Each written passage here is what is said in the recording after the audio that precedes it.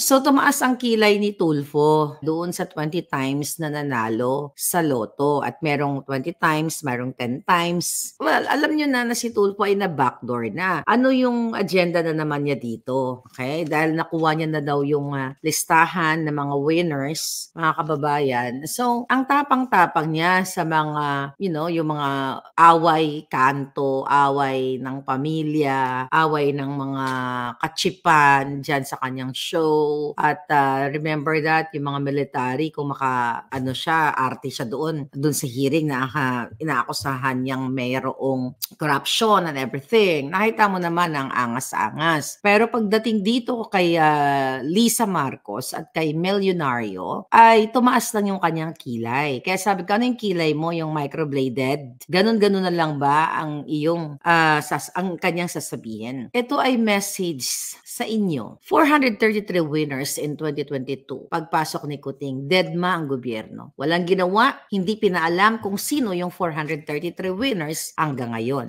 Naghiring-hiring dyan sa Senado, pero mga pahapyaw lang na hearing, ayaw kastiguhin ni Marcos Jr. kasi kasabwat siya. Kasabwat si Lisa Araneta Marcos. Ulitin ko, masayang-masaya ako kahit gigil ako sa mga buwaka ng ina na binababoy kayo. Masaya ako kasi dumarami na tayong nagsispeak up, nagsasalita. 433 winners na nanalo sa Lotto in 2022. Last year, yung expenses na milyon-milyon ng PCSO na dapat hindi ganun kalaki yung kanilang expenses, operating expenses, na hindi naman nagbigay ng malaking revenue sa tao, sa gobyerno. Paano nga naman makakabigay ng revenue malaki yan dahil instead na mapupunta sa kaba ng bayan, yung mga hindi naman talaga napanalunan ng mga winners, napunta sa bulsa ni buwaka ng inang Lisa at Mel Robles o Millionario. I am appealing to your hearts, to your,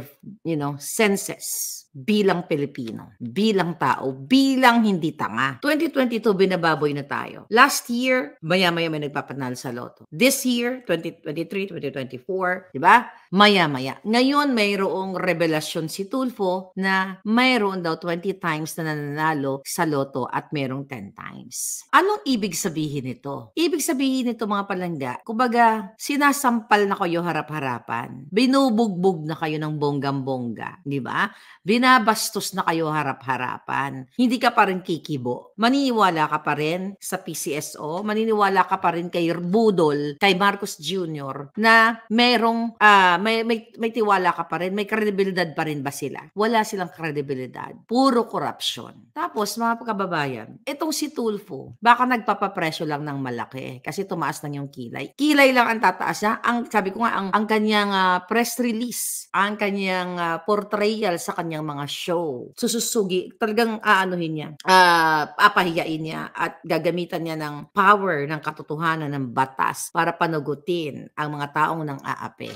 Pero bakit tiklop ang kapiranggot na pitoy ni Rapi Tulfo? Bakit tumitiklop sa usaping PCSO? Usapin dito sa loto na ang biktima dito ay ang kayo, palangga, mga Pilipino na umaasa na kayo ay manalo dyan sa loto na yan. Kasi umaasa tayo na yan na may hulog ng langit na manalo tayo. Pero sa kakaperanggot na tsansa ng isang tao na para manalo sa loto ay inagaw pa ni Lisa Araneta. Inagaw pa ni Mel Robles. Inagaw ni putang inang Kuting Jr. Tapos ang press release ng hinayupak na Robles, napanood ko yung interview, pwede naman daw pa imbestigahan yan. Tangay na puro na naman imbestiga. Tapos, ang sinasabi niya, yung 20 times daw na sinasabi ni Tulfo ay hindi daw yung totoong, hindi daw talaga yun ang nanalo. Claimants lang daw. Nag-claim lang ng pala. Let's talk about that. Panibago na naman kasinungalingan. Claimants lang daw. Ang sarap, ang sarap nilang tunawin, di ba? Sabi ko sa'yo, kung mangkukulam lang ako palangga, dedo na silang lahat. Kaya ko silang tunawin kung ako ay may power ng pangtunaw. Kasi sobra na to eh. Sabi ko nga, hindi na to usapin kung sino ang sinusuportahan mo, kung anong political affiliation mo. Ang usaping ito ay pangdarambong, pambubudol, harap-harapan na masakit sa dibdib. Masakit sa puso ng Pilipino, lalo na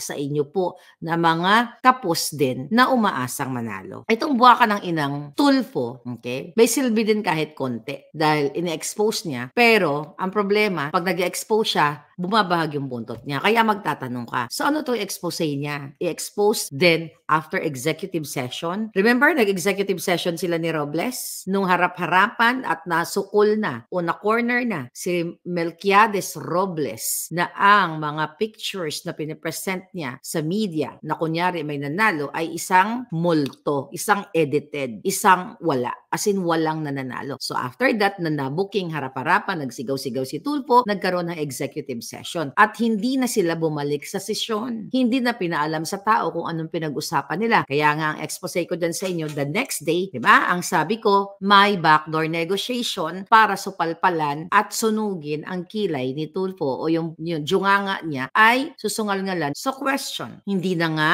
pinuruhan o hindi na pinaalam sa taong bayan nung second hearing, malambot na ang pitoy ni Tulfo. Supot ang kanyang boses. Bakit? Dahil pinatahimik na siya. So ngayon, nung na-discover niya na 20 times may nanalo, 10 times, may pagkakataon na 10 times, 20 times. Ano Tulfo? Magpapapresyo ka na naman? Then kakalimutan naman ng taong bayan ang mga eksenang ito. Huwag niyong kakalimutan. Anong ngayon ang gagawin ni Tulfo? Dahil ang palusot na naman ni Robles ay 20, hindi daw yun ang tunay na nananalo.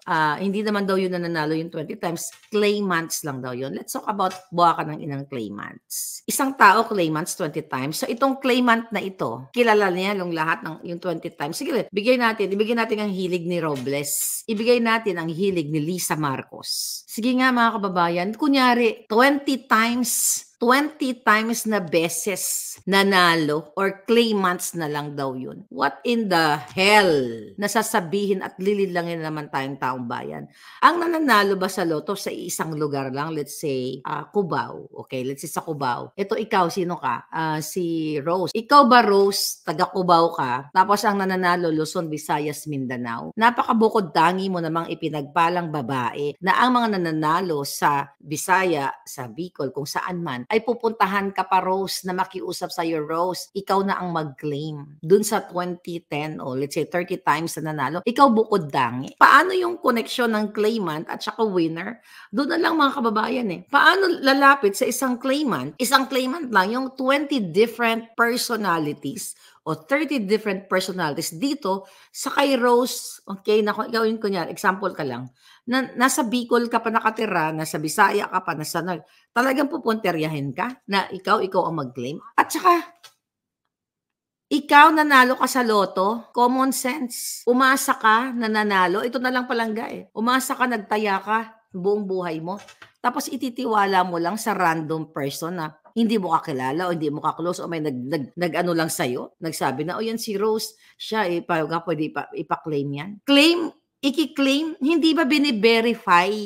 Hindi pwede, ikaw ang nanalo, Cherry, ikaw ang nanalo, hindi po pwedeng, pinipirmahan yung lotto ticket sa likod, di ba? Pipirmahan mo yan Alangan naman, tanga ka na lang, ikaw ang nanalo, papipirmahan mo sa claimant na si Benjo. Ano ka, bangag? Ikaw na yung nanalo, kausapin mo ibang tao, sige na, baka naman pwede ikaw mag-claim. Once na ibinigay mo ang ticket mo sa isang tao, kay Benjo o kay Juan de la Cruz na ikaw ang nanalo, kanya na yun. Pwede niyang palabasin na sasabihin niya, akin yung ticket na yun. Wala pong ganong kabobong tao.